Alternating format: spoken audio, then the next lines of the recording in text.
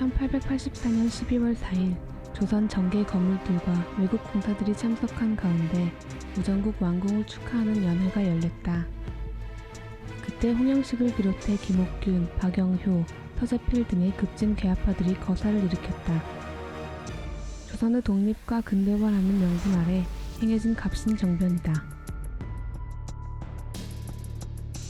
흥선대원군의 섭정으로 자유롭지 못했던 고종은 즉위 10년 만에 정권을 잡고 조선 근대화 정책을 시행했다.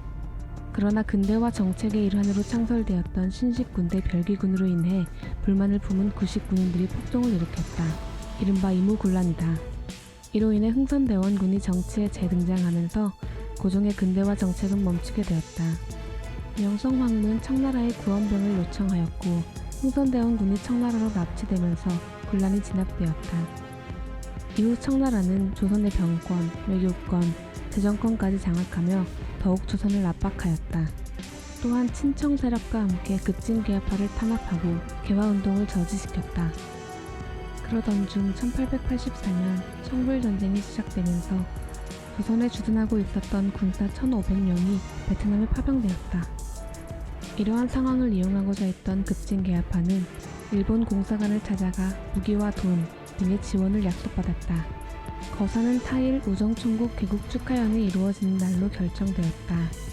4일 밤 축하연이 한창 진행되던 중 거사가 일어났다. 민영익이 개혁파 인사에게 중상을 입으면서 연회는 아수라장이 되었다. 김옥균을 비롯한 급진개혁파는 고종을 찾아가 청국 군대가 쳐들어왔다며 창덕궁에서 경호궁으로 그를 피신시켰다. 동시에 일본군의 지원 병력을 요청하였고 경호궁 안팎으로 병력을 배치했다.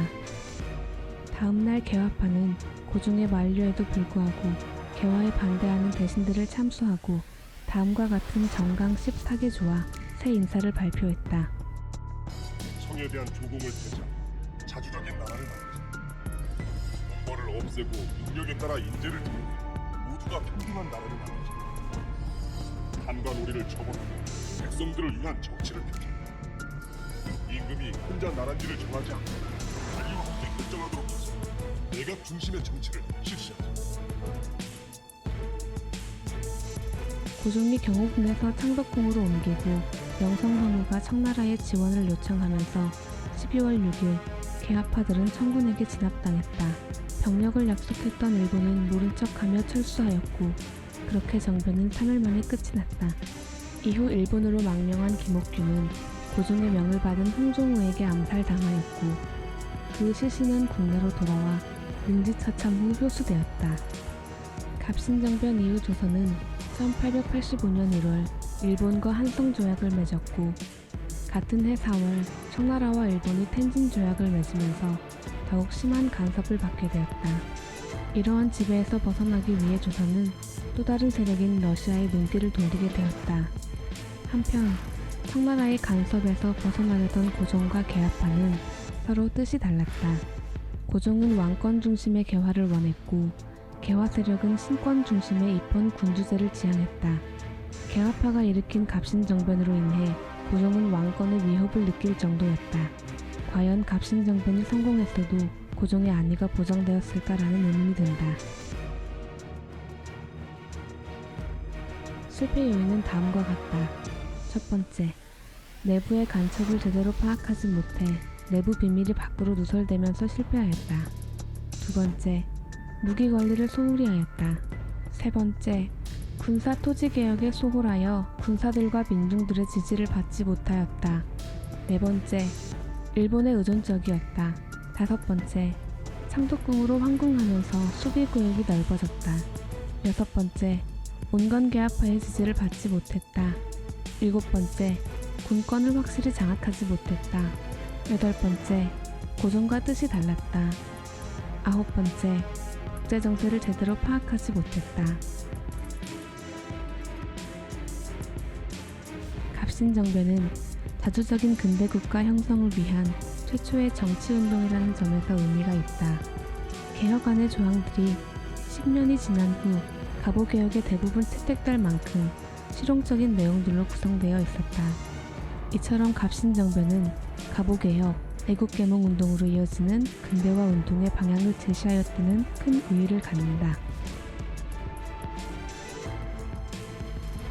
김옥규는 급진개합파의 수장으로 호조참판, 외화문 협판 등 주요 요직을 두루 거쳤다. 정변 이후 일본으로 망명하여 10여 년 방랑 생활을 하면서 자객을 피해 다니다가 상하이에서 홍종우에게 살해당했다. 홍영식은 영의정 홍순목의 차남으로 정변 당시 우정총국의 책임자였다. 정변 이후 고종을 끝까지 호위하였고 청군이 고종을 데려가던 때 만류하는 과정에서 청군에게 살해당했다. 박영효는 조선 25대 임금 철종의 사위로 한성부 판윤 등을 지냈다. 일본 육군 학교를 졸업하였고 정변 당시 군사들을 지휘했다. 정변 이후 일본과 미국에서 망명 생활을 하다가 2차 가보개혁에 조선으로 귀국하여 내부대신으로 재직하였다. 당시 역모를 꾀하다가 다시 일본으로 망명하였다. 이후 독립협회 활동을 하다가 일제의 후작자계를 받으면서 친일파의 삶을 살았다. 서재필은 일본 육군 유년학교를 졸업하고 조령국 사관장으로 활동하였다.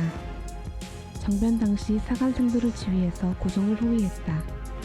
정변 이후 박영효와 일본, 미국에서 망명 생활을 했다. 미국에서 일을 하면서 학위와 시민권을 취득하고 연방 하급 관리로 있다가 가부개혁 때 귀국해 내각에서 사법개혁을 맡았다. 또 독립신문을 창간하고 독립협회를 조직하여 민중을 일깨우는 데 힘썼다. 을미사변 이후 주미공사로 파견되었지만 고종의 아간 파촌으로 파직되어 미국으로 다시 건너가 독립운동을 하였다.